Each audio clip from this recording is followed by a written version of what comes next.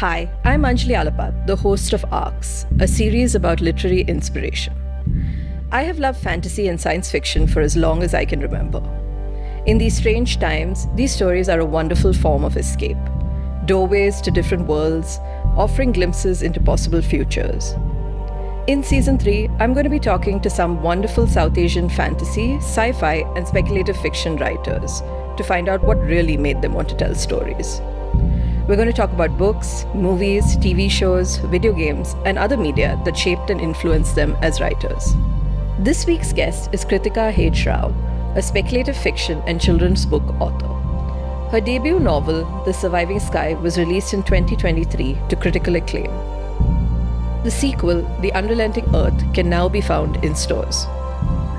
Join us as we talk about writing like a thriller, main character syndrome, toxic relationships, the importance of community, complex magic systems, and what society really values.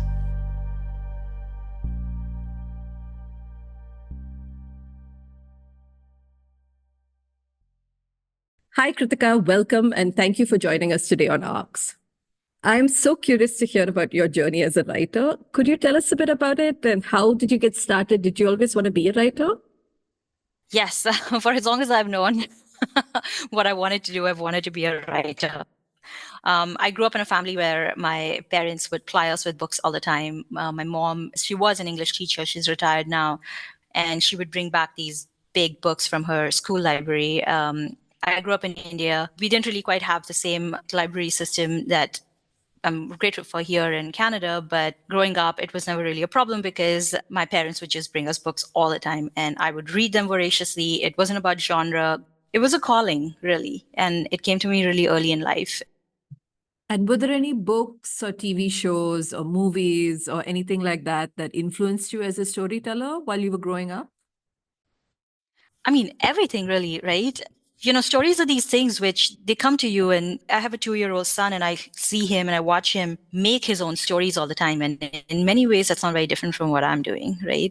Growing up, there were so many favorites, really. I grew up on like Amar Chitrakatha and comics like that, media, anything that would kind of play on Doordarshan back in those days, the Mahabharat episodes. And, there were some Kannada episodes too. And the books that my parents, that my mom and dad would bring as well. Growing up, there was just Enid Blyton was a thing going around. I think everyone from my generation who was ever a reader started off on those. And, that kind of gave you this adventure that you desired as a kid, mixed in with the rich tapestry that, growing up in India really is for anyone. So yeah, loads of influences. And I would say all of them really. As a writer, you can't really define like what is influencing you and what is not. It's just like things come to you and then you're like, okay, I'm going to put this in a story. And oftentimes you don't even think of what you're going to put in a story. It just happens when you're writing. When you say Amar Chitrakatha, I think that's something that most kids in India relate to. It was kind of the comic that we all had access to the most. And I think it's kind of iconic, really. So Amar Chitrakatha was definitely a big one growing up. But, my parents also, my mom would pray every now and then. And, we didn't grow up in a deeply religious family by any means, but that was the culture that surrounded us. Like we celebrated all the festivals. But I started to study it quite keenly after I trained as a yoga teacher. And for me, yoga has always been not just about like getting up in the morning and doing your asanas or any such thing like that, but it's always been about the philosophy of it. And that was the thing that called me the most. And I studied that way before I even trained as a yoga teacher, really. I studied the Upanishads, I studied the Vedas. It wasn't formal study, really. It was like my own research that I kind of did. And I studied the works of Jiddu Krishnamurti and visited a ton of ashrams, just kind of reading and talking to people and having certain really rich experiences all on my own as well. So I think those things really connected me, I want to say, to this culture in a more profound way than growing up around it in some ways. Not to say that growing up around it was not an influence, but kind of making it my own really helped me define the kind of stories that I tell now.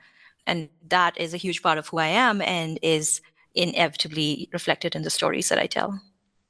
That's so fascinating because when you're talking about it, I can see the very direct parallels to your work. And, before we go any further and get into the really interesting stuff, I do want to tell you how much I enjoyed The Surviving Sky. And thank you so much for sending me an advance copy of The Unrelenting Earth. I actually went back and reread book one again before reading the second one, just so I could kind of get the whole experience. And congratulations on creating something so stunning. And it's a fascinating world filled with really interestingly flawed people. Thank you. I appreciate that. I'm really glad that you enjoyed it, that you enjoyed both the books. And I just wanted to ask, can you tell us a bit about your inspiration for these books and how you went about building this world? Because you did talk about, the philosophy and visiting ashrams, and those are things that appear very strongly in these books. Yeah. I mean, all of those, I will say, happened years and years before this book even, was a seed in my mind, honestly. It's just, as I said earlier, like when you're a writer, you're like the sponge. You just absorb everything around you, from the tiniest human stories that you read or hear about, or gossip sometimes, to the most profound things that you study yourself, or you experience yourself. Like everything becomes food and like fodder essentially for your book, and you distill all of that into your writing. It's a very introspective journey as well. And when I kind of put words to paper, or as is more often the case, I type it down, connect with a part of myself which I think is quieter until then, but which is given voice. So yeah, like those influences were certainly a part of writing the Rages trilogy and writing The Surviving Sky, but they weren't the whole of it, if that makes sense, right? There was just so much else leading up to it, which kind of helped with The Surviving Sky as well. You asked about influences, which is specific influences. Yeah, so for specific influences, like I mentioned Jurassic Park elsewhere as well, and I've talked about that, growing up, the entire kaiju-ness of them was awesome. And it was so fascinating. And I've read that book multiple times. I don't know how it is in India right now, but when I was growing up, bookstores were flooded with not necessarily science fiction and fantasy, which is becoming more and more of a thing now, but they were flooded with like literary fiction. They were flooded with thrillers often. And my journey into science fiction fantasy came through thrillers, which is what Jurassic Park really was marketed as. Jurassic Park is very clearly SFF, and everything that Michael Crichton has written is SFF, but he's very rarely known as an SFF genre writer. He's known through thrillers because Hollywood and things like that, and those are the big sellers in publishing. But when I kind of stumbled upon him from the movie into the books, and then into all of his books, and then from there into science fiction and fantasy in general, I realized that India is, India is so fantastical in every way, right? Like the stories that we all grow up with, Amar Chitra Katha, as I mentioned, like all of these are rich fantasy worlds, which didn't quite get that limelight in this perspective, like from a publishing perspective, at least not, with the genre tag of SFF. So my journey really kind of started into SFF, kind of began from there. And so the big yakshas were my reinterpretation of yakshas, but seen through the lens almost of Jurassic Park. It was kind of a nod. It's not to say that there are any similarities between Jurassic Park at all and The Surviving Sky. It was a nod. It was like a personal fan moment for me to kind of be like, I want to play with this. And I kind of did. Oh, that makes me so happy to hear. Yeah, I think Jurassic Park has some fans out there. Oh, for sure. And I mean, there's definitely elements of sci-fi and fantasy here. And you've kind of set it in this, from my understanding, post-apocalyptic time, even though it's set in like a secondary world, right? Yeah. So why choose to kind of pick that time period really to set this up? It wasn't a conscious decision, I will say. I wasn't thinking, oh, I'm going to write a post-apocalyptic world. And, it was secondary world because with secondary world, I can play with whatever. Like all the rules are mine. I can do whatever the heck I want. And like if, readers have read The Surviving Sky and will have read The Unrelenting Earth, it's fairly hard magic system in the sense everything connects in so many wonderful ways. But it is, at the end of the day, all very fictional, of course. It's not historical fantasy. And I also wrote this during the height of the pandemic. And I wanted a world that I could escape into. Then I wrote because that was my way of catharsis, really. And the world that we were living in was not awesome. And pandemic, hit all of us and turned everything around. And I wanted to escape. So for me, writing the Rages trilogy was very much an escape as well into a world that I could kind of define and have a little bit of understanding and I want to say control over, but I mean, books kind of, you can't really control books once you start writing them. They take a life of their own. It's interesting that you said, you talked about control, because something that I noted when I was reading it was how little control everybody has in those books. Maybe that's a reflection of the time in which you wrote them, but it was just so interesting to me that they were living in this post-apocalyptic world and they were kind of facing a new kind of apocalypse and everything that they know is breaking apart. And that's a really heightened time to set anything. And The Surviving Sky, I wrote it so long ago. It's really hard to remember those influences, but I'm pretty sure that is exactly like those things just kind of seeped into it. I will say that I didn't go around consciously creating the world for The Surviving Sky. As rich and as intricate the world building is, I spent time, trying to figure out how things work and, if this cause leads to this effect and everything. But for me, it all was viewed through the lens of Ahilya and Naravan. They were at the forefront of it all. It was always their story. This trilogy is always going to be their story. There's a reason that those two are the protagonists, and those are the only POVs we see. The world is rich because we see it through their eyes. And so, whether it was post-apocalyptic or it was the lack of control that we see that at some point both of them feel, even though they're in such different positions of power, I think was very much a part of their journey, really.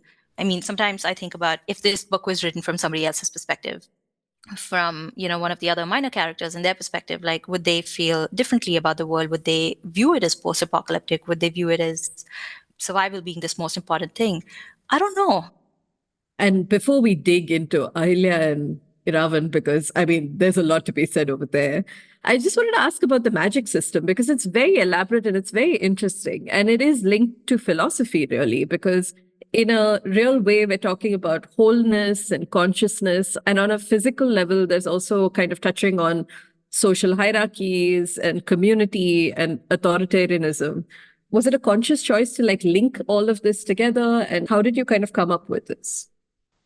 I think these are ideas that just always were in my head, and it found its own path in The Surviving Sky because of the two protagonists that were, on such opposite spectrums of power and privilege and authority and class, really, social class, but are also married to each other and love each other. So they have that intertwining connection between them, which is obviously both pulling them apart and also keeping them close to each other.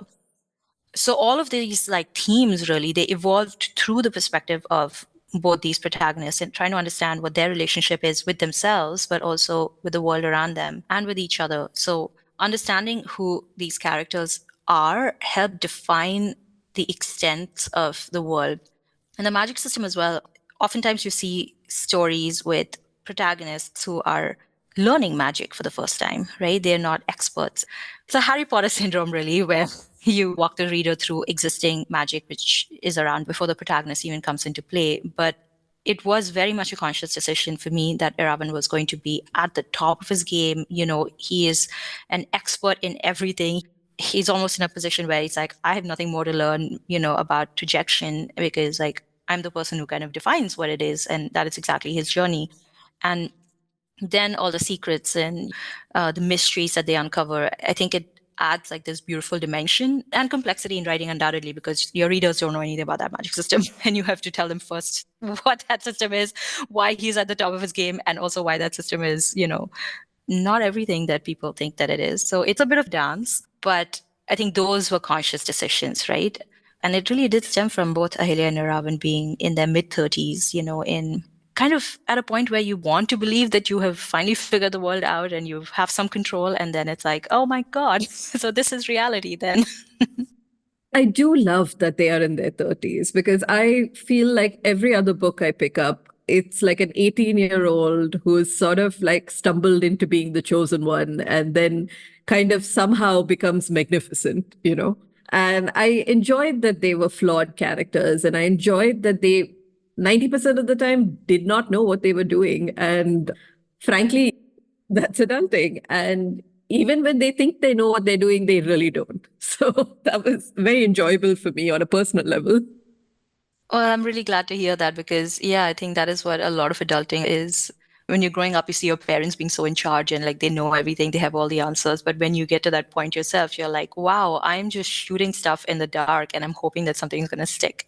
But also, I have to look really confident and feel really confident doing it because that's just how the world kind of works. And, you kind of ride it out because you have lived 3 decades and you know yourself, even if you don't quite know the world.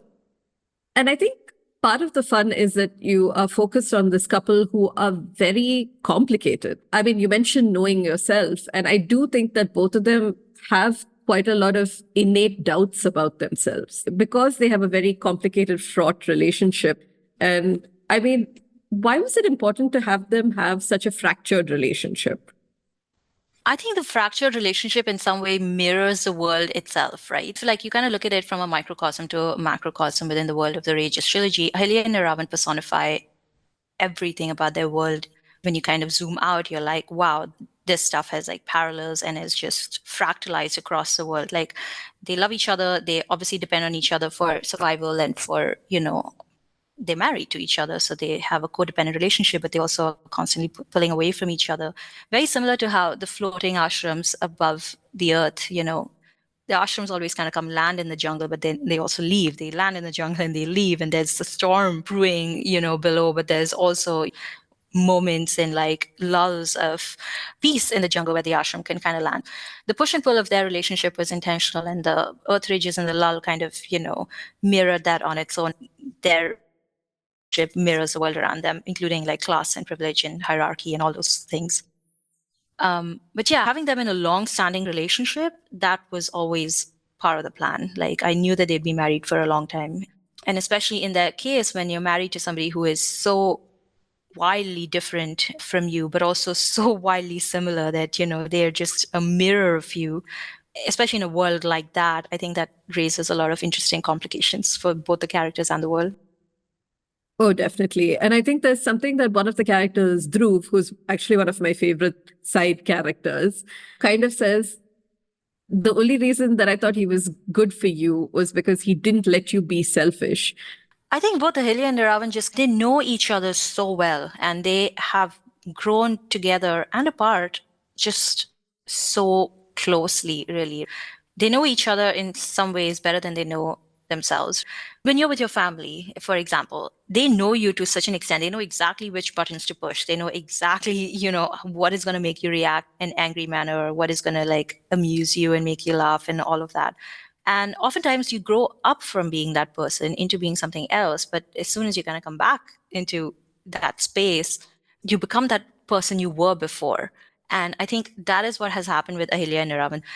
They know exactly what the other person is doing and where those motivations and answers and, thinking is coming from. I think their relationship is really built in the truest sense of the word on intimacy, because like despite all the secrets, like the overt secrets they have from each other, they are not a secret from the other person, if that makes sense.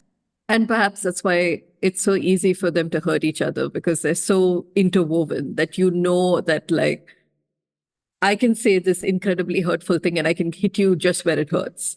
The bullets they kind of fire at each other, and the bomb that they give to each other it has a more profound impact than anything else that anyone else can kind of do. Their own greatest enemies and their own greatest friends, really.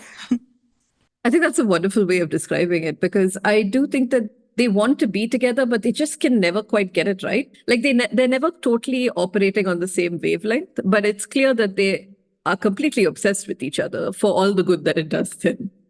Very true. And I think also like we hear at the start of the book, like they are so pissed with each other, and Niravan is so angry with Ahilya and with himself, and just, the entire situation that he doesn't see her for 7 months, which is incredible for such a long-standing relationship. Like that is certainly a make or break kind of a time period. And at the very start of the book, honestly, it's very much like, okay, things are going to end between these two. But then you kind of see their relationship and what it really is over the course of the book. And The Surviving Sky, the story itself is told over a period of like, I want to say a month and a half. I think it might have just been 4 weeks actually, but it also shows so much history. It reflects the 10-year history these two have. And The Unrelenting Earth is even shorter, I think, in terms of time lapse. It's 2 weeks from the start and the end of the book. So these two don't really have a lot of time to sort all the issues that, have happened, least of all because like their world is like spinning out of control and they're the only ones who can do anything. A huge part of it is that they do not have the time right now to sit and sort through things and go to therapy. Therapy would have solved so much of these problems. I don't know. I mean, therapy can be really hard too. But I also think Ahilya and Niravan are the kind of people, they think through a lot of stuff themselves to a point where they overthink really. And for somebody like that, it's an interesting challenge to get out of your own head. when you're a person like that, kind of dealing with all of these, world issues at the same time, it can have an effect on you and how you start viewing the world, which is obvious in The Unrelenting Earth more than The Surviving Sky, is the events of Surviving Sky, how it shaped both of them in some ways. In Surviving Sky, they very much start from a place where they're far away from each other emotionally, and at the end of the book, they kind of come to accord, and now closer to each other. And in Unrelenting Earth, you really see what that means, like whether it is as close as we are made to believe. And it's so interesting the way that I feel like they start in one place, and then by the end of Unrelenting Earth, it's a complete role reversal, really, in a very interesting way, because they both start out in The Surviving Sky very sure of themselves and their places within society. And then slowly during the course of the book and the course of The Unrelenting Earth, everything gets upended, right? And it's, Ahilya, who feels so disenfranchised and so overlooked, suddenly becomes this huge voice. And Iravan, who was so sure of his place and so sure he was top of his game, is kind of this wild man now. And I feel like perhaps that role reversal was what you were going for. But at the same time, I'm like, there's a third book. I mean, what is going to happen to these people? The third book is going to be so much fun. I'm having a great time writing it. I'm pushing against some like deadlines to get it done. I think it's going to be a fantastic trilogy ender to this.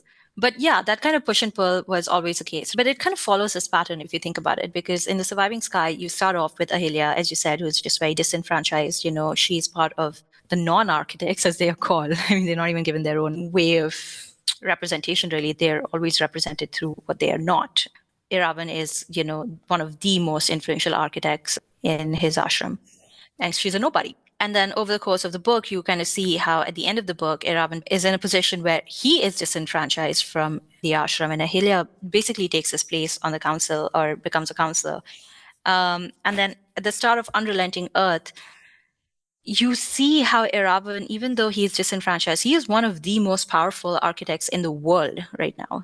But what does that power mean if society doesn't acknowledge it, right? Which is what happens in his case. Like, it's not even about society not acknowledging it. It's about society actively thinking that he is dangerous and feral and just in general, like, should not exist. So he has power. He has a kind of power, but in an ashram setting, that power is meaningless. Whereas Ahilya has no magical power, but she's a counselor and very much a linchpin for how all the events kind of unfold because of her role in it and her personality. And at the end of it, like, they both kind of come to this place without actually spoiling anything, where it is a bit of a role reversal. So in a manner of speaking, their journey into power mirrors each other in this really beautiful way, which allows them insight into what the other person was thinking and feeling. And I think the community plays a really large role in this book as a whole. Since it's set in this time where things are actively falling apart, it is a kind of post apocalyptic society. Everything is kind of thought of in terms of the good of the community rather than the individual. And that, I think, is something that Ahilya really struggled with initially, because to her, it was like, I'm being oppressed. I know it's for the good of the community, in air quotes. But at the same time, I don't have any answers to my questions. I don't actually understand why me being a secondary citizen actually helps strengthen society. And I don't know why my history has been erased. Iravan, on the other hand, is very sure of his position and why they keep these secrets. And he's really in the know, right? And it's so fascinating how this role reversal that we discussed, he is now on the outside and is thinking very individually. Like, he's thinking like, I am the greatest architect ever, and I have all these amazing powers, and you should let me train these other architects to change the world. So he's thinking on a intensely personal level after this. And she is thinking more about community and like realizing how selfish she's been in some cases, and like trying to balance that with this great love she has for him. And was that role reversal also kind of something you'd planned out? I didn't plan any of this out. I don't actively sit and think that this is a theme that I want to incorporate within their story. It just kind of happens because I become them when I'm writing them. But community per se, yeah, I mean, that was a huge part of this story right from the very beginning. Southeast Asian countries are very heavy on community and have always been. It's always been about people around you, your neighbors, etc. You develop a relationship with them. They are part of your support network and everything. There's the good stuff which comes with it, of course, but there's also some of the bad stuff, which is like, that perennial thinking that, I think Indians walk around with, especially, is like, log kya kahenge, like what are people going to think? In The Surviving Sky, definitely Iravan was very much, focused on community, but it was also quite obvious that he was focused on community, not necessarily because that was, his specific calling. Like Iravan always from the very beginning has a very personal stake in what he's doing. That was reflected in The Surviving Sky as well. Right in the beginning of the book in TSS, he breaks the rule of going outside into the jungle in the first place when he really shouldn't have, right? He kind of balances what he believes is good for the community, which one can argue is his, right and privilege as a senior architect, sure. But that's also very much an Aravan thing. And Ahilia, in the start of The Surviving Sky, when she's very much like neglected, she's like, sure, community and everything is great, but it doesn't mean anything when my people are being trampled all the time. It's such a dicey thing to talk about good of everyone because because everyone is not the same, and that's not how privilege works, and that is not how marginalizations work. Everyone has different beginning and a different path. Equality is not the goal, equity is the goal. She is personal in that sense because she's like, yes, we need to be up in the skies, sure, for the good of everyone. But she's like, but this good of everyone has erased me and my people for thousands of years. We as good as do not exist.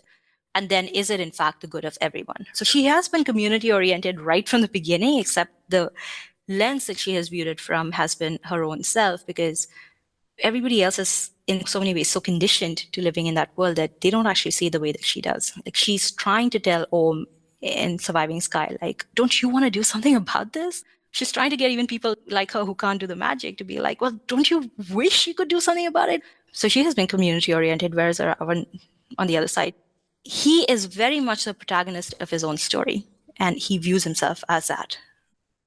He definitely has main character syndrome, so that makes complete sense to me. Yeah, I mean, even though this is a story of Ahilya and Neravan, and there are two protagonists in this story, you kind of look, zoom out a little bit, and you see just how much of that pie chart Iravan takes. It's never quite equal between. It's not a 50-50 split between whose story it is. He is a very interesting character because he also, I mean, he does a lot of crazy stuff. And then while you're kind of reeling from it, he moves on to the next charismatic thing. And you're like, I'll just kind of ignore that you murdered that person. And we will now focus on your cool new powers. Yeah, yeah. He is badass. He's charismatic and he owns the room and he kind of walks in. He's very sexy, it's true. But he is, as you say, like, and this is why Ahilya is such a great foil to him, is because he can be so charming and he can, flip your perspective on a dime about who he is. He's so mercurial in some ways where you're constantly trying to like grip him and grasp who he is, and then he evolves so fast. But this is why Ahilya is such a great foil. And in many ways, this is also why Iravan is the architect, how they project, etc., is very in line with how he is himself, just the weaving and the power and the manipulation and, just the visuals of the magic system. He's very much in the depths of it. Whereas Ahilya is always a little bit more grounded. And in the book with their professions as well, like she's the one who goes into the jungle, she goes to the ground. And Iravan is the one in the sky. And she is the one who knows exactly who he is. Like she's like, I know your tricks. She does know his tricks. And I think that is a very interesting dynamic also because there's so much withholding of information in both books. And it's not just Ahilya and Iravan, it's just the whole community, the whole system. And every time you think you're operating on some information which is like new and exciting, it's then proven that maybe everyone knew about it, but they were keeping it from you. And there's also a lot of political maneuvering happening, which both these characters are a little blind to, even though they're both very aware of things happening around them and what they're doing, they're still kind of blind to other people's motivations sometimes. That little bit of a political thriller aspect to it, why were you drawn to that? I think it was just about the world and the secrets that both Ahilya and Niravan kept from each other and from themselves. Like it was a very interesting, evolution of that. Just a very like extension of that really is that there were secrets being kept from them as well. And not necessarily from them, other people keeping secrets from them, but just history kind of keeping the secret from. That's a beautiful thing about knowledge is that it never ends. You can seek and seek and seek, and it's always there. And there's always more to discover. And there's so that infinity really is embedded within these books in so many ways. Like we're talking about the universe, we're talking about universal themes, especially in The Unrelenting Earth, that becomes very, very obvious that we're starting from these personal journeys of these two protagonists, but this, not just the story in the trilogy, is not just about them, it's about the world that they live in. You zoom out a little bit about their community and their family, and that's why kids and birth and marriage and those things are such a big thing. But then you zoom out some more, it's even more, it's like architects and non-architects and the ashram Nakshar in book one, and then you zoom out some more, and in book two it's like multiple other ashrams, and by the end of the trilogy it's you kind of see it becomes quite universal actually in some ways. So to have that connecting thread, I think it just made sense, like the fact that these two wouldn't know everything, and there was a lot of times the secrets that they keep from each other are intentional, but the secrets that are kept from them are oftentimes not intentional. The more they discover, the more they realize, oh my god, I'm barely scratching the surface, because there's always more to know. And I think that really defines the trilogy and the philosophy in some ways. I always say that Hindu philosophy is in so many ways less about determinism and saying that this is how things are, and it's more about asking questions and never not seeking in some ways, trying to understand that universal truth. But when you're thinking of universal truth, that's infinity, and infinity cannot be held in the palm of your hand as a finite object. And I think also there's so much to be said for the philosophy of this book. The person who has the greater power is considered the incomplete person. And the person who is kind of disenfranchised is considered a complete person from a philosophical point of view, or perhaps a magical point of view. And I thought that was really interesting also because when Iravan becomes quote unquote complete, he changes so much. He becomes so very different and has such a intensely different viewpoint. And that in itself is a kind of journey that I suppose we're going to see more of, right? Yeah, absolutely. And I think that's the thing about completeness too, right? Like people think it's like a whole circle and you tie everything with a bow and you're complete. In Hinduism, that is not how, completion, infinity, all of these things are not viewed. Oftentimes they're not viewed as two separate things from the finite, right? That's the entire philosophy of Shiva and Shakti. Like Shiva is constantly meditating on the universe and on infinity, etc. But because it is infinity, he watches it happen as it is happening. But he is also a finite creature who encapsulates the entire philosophy of infinity itself. So in Iravan's case, he believes that he has found completion at the end of, the journey at Surviving Sky, but that is book one. And I think this is also the yogi's path in some ways. It's a path of the seeker. You seek and you find knowledge. And at some point you're like, oh my God, your mind is blown. You're like, this is what is defining me. This is who I am. And then you live in that reality for a little while and you're like, this is not it. There is more. And then you seek some more. And so the journey of the seeker never ends. Ravan is a seeker. He's a seeker looking for himself. And that has been his journey right from the very beginning of The Surviving Sky into The Unrelenting Earth and into, book three. He is trying to understand who the hell he is because nothing else makes sense to him until he can answer that question. Unfortunately, that is a very loaded question. And I think you're absolutely right. To him, his most important journey is the innermost one. It is about himself and finding himself and understanding his purpose in this huge tapestry. And whereas I think Ahilya understands that while those are great philosophical questions, there's still a very real need in the moment. Like it is about securing the future of their people and making sure there is a future to begin with. Yeah, absolutely. I don't have favorites. I love Ahilya and Ravan both, and I get frustrated with both of them just as much when I hear people criticizing Ravan, as they should, as totally their prerogative because, he does awful things sometimes. I am also a bit of an Ravan apologist because I can see behind the veil. I'm like, I know why he's doing all of these things and what he's really seeking and where it's all kind of coming from. I don't think I've read, I've heard from a reader yet who is indifferent to Iravan. Either you love him or you hate him. Like, there is no in between with this man. And it's so interesting because of the two of them, society regards his work as more solid and real than hers. They're like, what exactly do you contribute to this society? And that's the sad thing. She does contribute a whole lot just by being a citizen of Naxar, but at the same time, they're looking at it from a completely different perspective.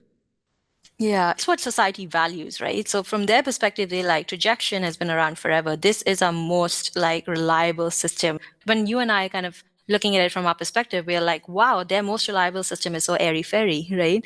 Whereas from Ahilya's perspective, even from a Sanjanir's perspective, which is like their, reflection of an engineer, it is very scientific. And when I say scientific, I want to be clear, I'm saying Western science, and that's a whole other conversation.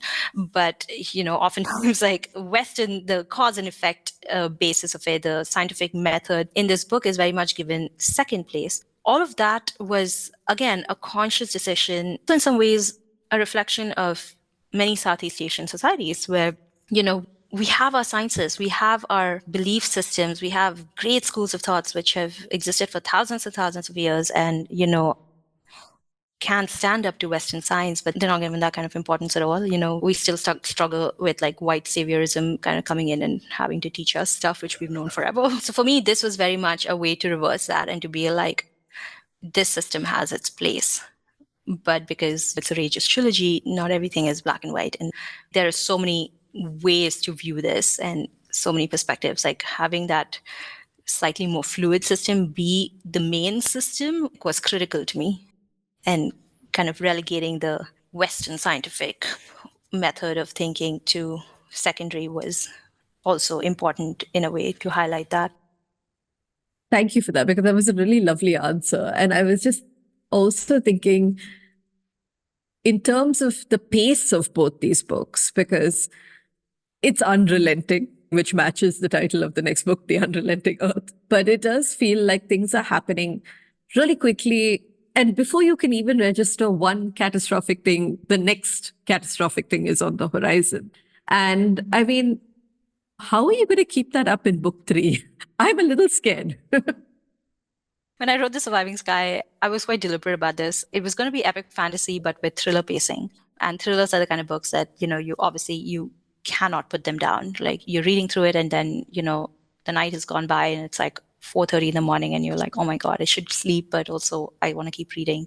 The thriller genre is very much defined, with that breakneck pacing. Epic fantasy is not. Brandon Sanderson often says that, his books are so massive, he has intentional rest stops within his book where, readers can put it down because it's massive. Like his books are like 5 billion pages. And I think Michael Crichton also does this. Like, he's not an epic fantasy writer. He was a science fiction and / thriller writer. But this is where my influence from Jurassic Park and Michael Crichton really came about to be, is that he's, he talks about a lot of scientific stuff in his, theories and all that kind of stuff within his books. But it's also like dinosaurs are coming to eat us, right? And that is a pacing that I kind of went with for the Rageous trilogy very intentionally. Both Ahil and Iravan are also the kind of characters that compel and impel, these events and movements. So it just kind of made sense for it. And I think as fast as Surviving Sky is, I think Unrelenting Earth is even faster. Even just in timeline, as I said earlier, it's 2 weeks at tops, I think, where the events in Unrelenting Earth happen. And it's a much bigger book than Surviving Sky. And the next book is, has very similar pacing as well. I'm laughing because I'm kind of like, how are you going to up the ante? I bet that the next book unravels in like 3 days. This is what I try to tell other writers who are earlier in their journey or who ask questions like this. You never save the good stuff for later. You put the good stuff in now and better stuff is going to come later. Imagination is limitless and so is creativity. And even if you don't feel like you are going to be able to up the ante, you will be able to do it. So bring the good stuff now and you don't have to hold on to it as a secret for later. So that's really what I've done. With both Surviving Sky and Unrelenting Earth, you will constantly find better ideas. And this trilogy or another one or another book, another series, like Ideas are a dime a dozen. Honestly, it's the execution that is hard. And before we close things up, I just wanted to ask, you are working on another book in this world. Is there anything else you're working on? What do we have to look forward to? I mean, loads, honestly. There's a lot happening. So Surviving Sky came out last year, and Unrelenting Earth is coming out in less than a month, I think. And next year, the third book of this trilogy will be published. And all of these are through my wonderful publishers, Titan Books. The Rageous trilogy is all Titan Books. I also have a duology coming out from Harper Voyager next year. It's the Divine Dancers duology. It's the story of Menaka, the dancer, the celestial dancer in Indra's court, who is sent down to the mortal realm to seduce a sage called Kaushika. It's the story essentially of Menaka and Vishwamitra's. It's their love story. And I am so excited about that book. So excited that people are going to get a chance to, delve a little bit deeper into this almost forgotten character.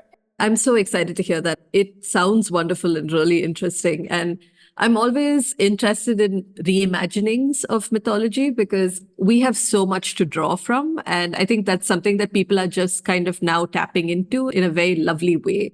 So I'm thrilled that you're exploring something like this, and I can't wait to read it. Thank you. Yeah, the Menaka story is very special to me. And I landed with wonderful publishers for that as well, which is fantastic. So I'm really excited. It's a romantasy because obviously it's a love story, mythological love story. But I think it is quite a surprising kind of a romantasy, I would like to believe. And very, very true to the themes that I, usually experiment with. That sounds very enticing. And now I'm even more annoyed that I have a few more months to wait for that. It won't be long. I know. That's what I'm telling myself. I'm like 1 year, 6 months. Those are doable timelines. Don't get greedy. Thank you so much for being on Arcx, Kritika. I know you've been really busy, so thank you for making the time. And it's been so lovely having you on. Thank you so much for having me.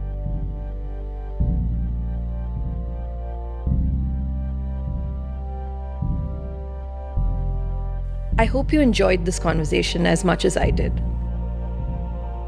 You can follow Kritika on Instagram at Kritika H.Rao. Arcx is a mini-series from the Subverse, the podcast of Dark and Light, a digital space that chronicles the times we live in and reimagines futures with a focus on science, nature, social justice, and culture. Follow us on social media at Dark and Light Zine or visit darkandlight.com for episode details and show notes.